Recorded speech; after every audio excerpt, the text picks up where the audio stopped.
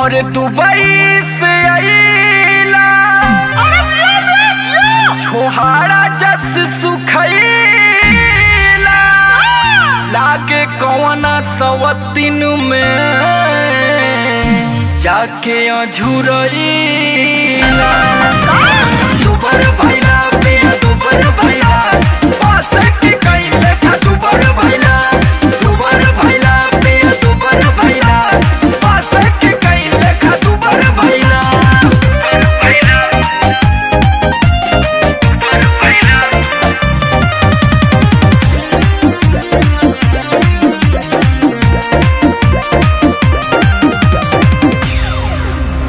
और घर के गोदाम छोड़ी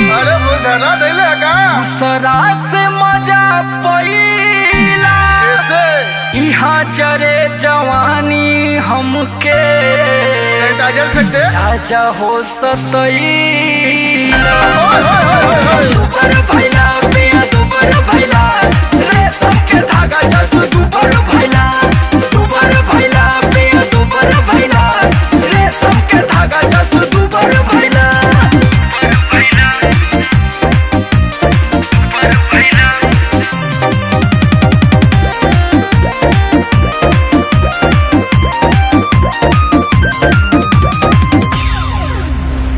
सुना दीपक राय बतिया बहुत खराब है। अब सहबना ससतिया प्रकाश अच्छा के बोलाएगा अरे समर रतन के चक्कर में वो बहुत जगलन हुआ हमके तड़पैला